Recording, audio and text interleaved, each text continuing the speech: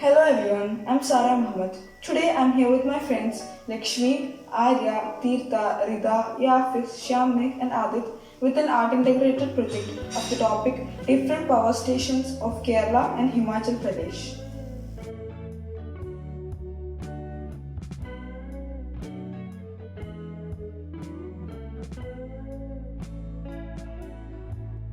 AC current is generated using an AC generator.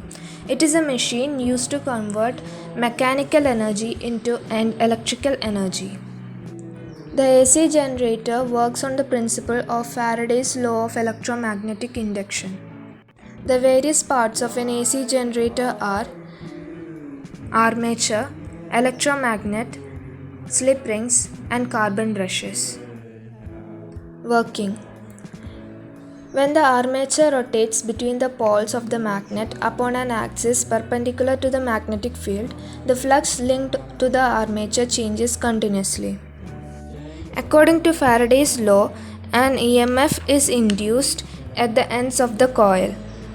The polarity of these ends changes alternately as it rotates. This results in the generation of an AC current.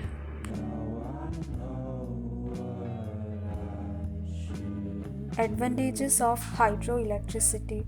There are lots of benefits of using hydropower to create electricity. The fact that it's renewable is just one of those.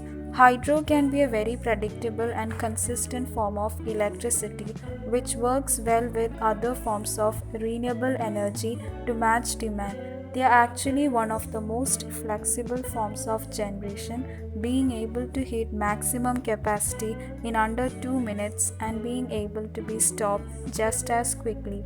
This means that hydro is perfect for helping meet any peak demands and balance generation throughout the day. Using hydro in combination with other more weather dependent renewable generation such as wind and solar is ideal as it can be turned on very quickly and is far more responsive than gas, coal, or nuclear power stations. Disadvantages of hydroelectricity.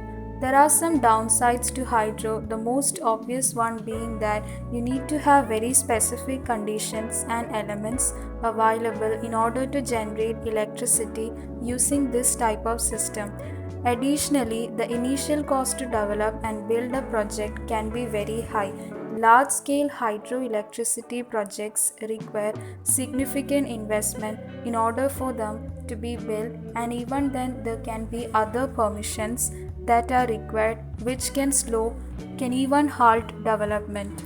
Like any forms of generation, you are also dependent on the fuel for production. While certain methods like tidal power are extremely predictable, river run hydropower depends on a constant flow of water which relies on rainfall.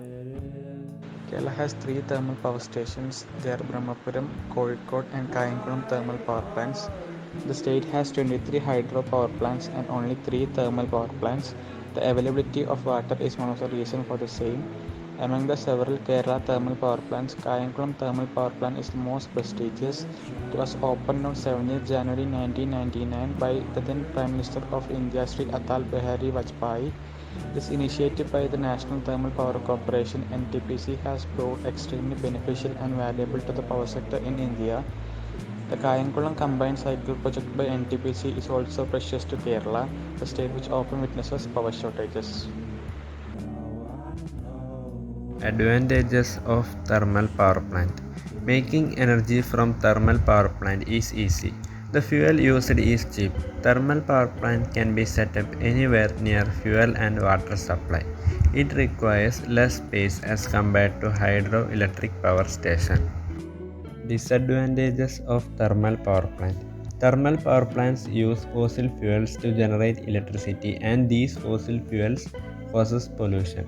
A large water source is required to convert water into steam. It has low overall efficiency. Its maintenance cost is high. We hope our art integration project was informative. Thank you.